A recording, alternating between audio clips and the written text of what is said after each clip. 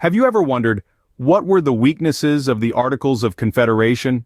Our journey today takes us back to the birth of the United States, to a time when the nation was still finding its feet.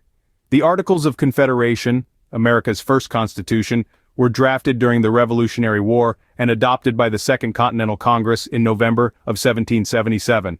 This historic document set the stage for the nation's governance, yet it was not without its flaws. In this video, we'll delve into the top 10 weaknesses of the Articles of Confederation, counting down from the least to the most significant. We'll explore how these weaknesses influenced the nation's evolution and paved the way for the creation of the U.S. Constitution. So, buckle up for a fascinating journey into America's past. Let's dive into the world of America's first Constitution and explore its weaknesses. Coming in at number 10, there was no executive branch. Now, this might not seem like a big deal at first glance, but let's dive a little deeper. You see, the executive branch is like the captain of a ship. Without a captain, the ship may sail, but it drifts aimlessly, without direction or purpose. And that's exactly what happened under the Articles of Confederation. There was no one to enforce the laws or manage the day-to-day operations of the government. Each state was left to its own devices, leading to a lack of unity and coordination. Decisions were slow, and when they were made, there was no one to ensure they were carried out effectively. It was like having a football team without a coach, or an orchestra without a conductor. This lack of leadership was a significant weakness, but it's not the only one. Number 9 on our list is the difficulty in passing laws. The Articles of Confederation required a supermajority, or 2/3 vote, for most legislation. This was a high bar to clear, as it meant that a small minority could block any proposed law. This design was intentional, a safeguard against the potential for tyranny of the majority. However, it also meant that making even minor changes to the law was a Herculean task.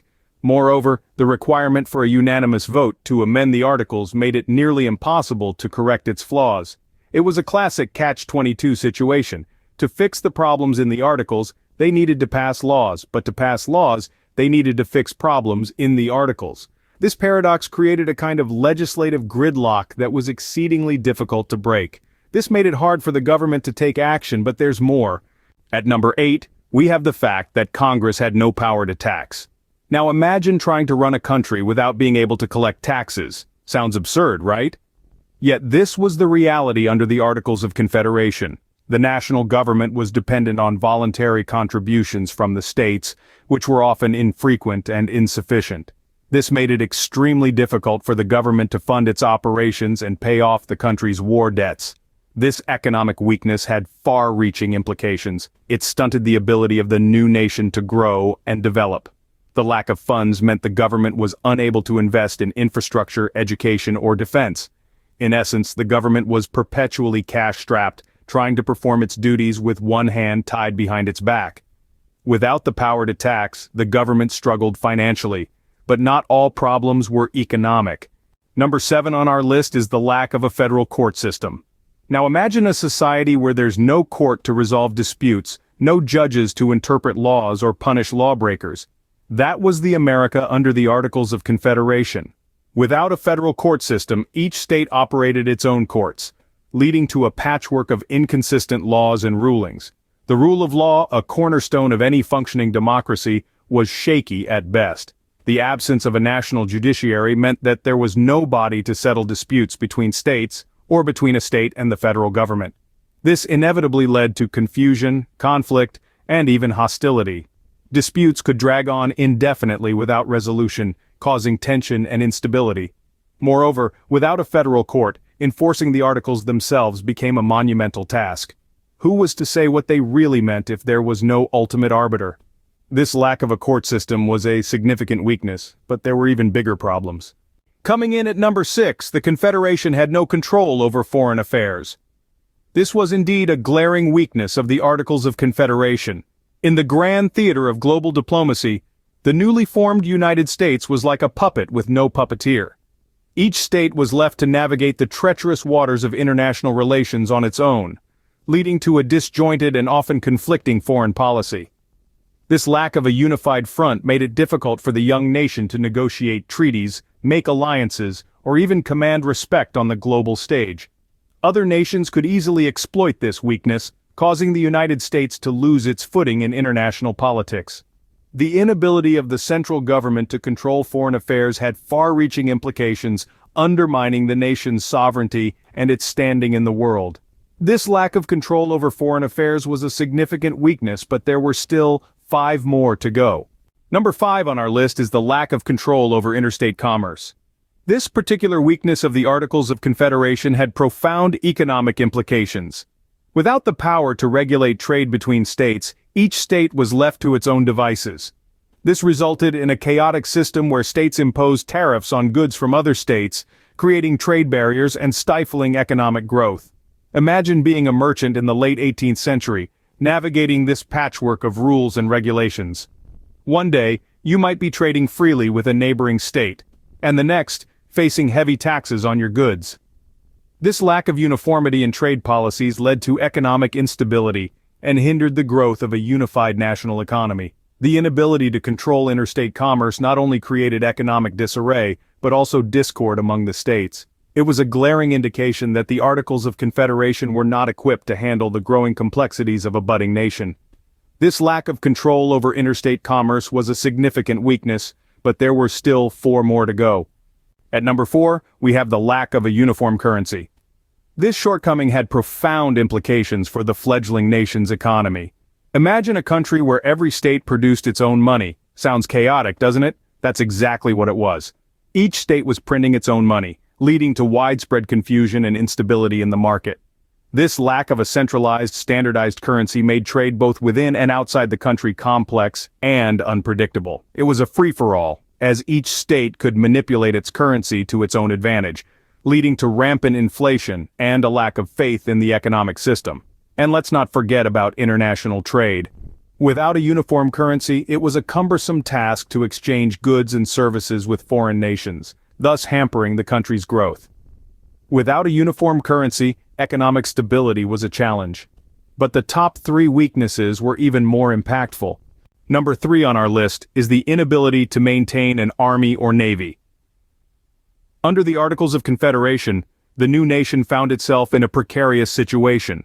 Without the ability to maintain a standing army or navy, it was like a house without a lock, open to threats and unable to ensure its own security. This weakness had serious implications. Imagine being a fledgling nation with vast lands and resources, but no means to defend them. It was like a treasure chest without a guard. This lack of military might left the nation vulnerable to potential invasions and conflicts. It affected not just the defense but the overall stability and confidence of the nation. It was a glaring loophole that enemies could exploit. Indeed, a nation's ability to defend itself is a fundamental aspect of its sovereignty and survival. Without a standing army or navy, the new nation was vulnerable. But the top 2 weaknesses were even more fundamental. Coming in at number 2, the Confederation had no power to enforce treaties. Now imagine being a fledgling nation, trying to establish international relationships, but lacking the clout to ensure that agreements are honored.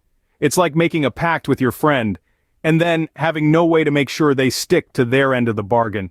This was a major issue for the Articles of Confederation. Without the ability to enforce treaties, the United States was effectively powerless in its dealings with foreign entities. This lack of enforcement power made the young nation seem untrustworthy and unreliable on the world stage. Think about it. If you can't trust a country to uphold its end of a treaty, would you want to engage in diplomatic or economic relations with them? Probably not. This weakness undermined the nation's international standing, making it difficult to form alliances and engage in fruitful negotiations. Without the power to enforce treaties, the new nation struggled to uphold its international commitments. But the number 1 weakness was even more significant.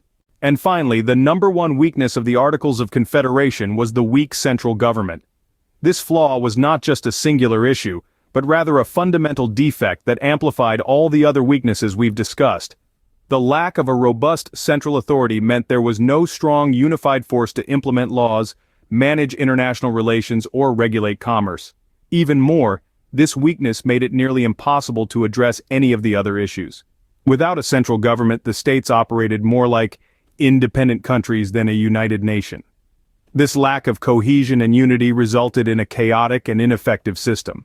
Ultimately, it was this weak central government that led to the downfall of the Articles of Confederation. The need for a stronger, more effective central authority became clear, leading to the Constitutional Convention of 1787 and the creation of a new government under the U.S. Constitution. This was the most significant weakness, leading to the downfall of the Articles of Confederation and the creation of the U.S. Constitution. So, there you have it, the top 10 weaknesses of the Articles of Confederation. These flaws, ranging from the lack of an executive branch to the inability to enforce treaties, created a government that was, in many ways, paralyzed. It was a system that could not effectively govern, tax, or even protect its own citizens. The absence of a federal court system and uniform currency only added to the chaos. The lack of control over interstate commerce and foreign affairs further crippled the nation's growth. Yet, these weaknesses were not in vain. They illuminated the need for a stronger central government, one that could effectively manage the affairs of the nation. This led to the drafting of the U.S. Constitution, a pivotal moment in history that shaped the United States as we know it today. Thanks for joining us on this historical journey, and remember, understanding our past helps us navigate our future. Until next time,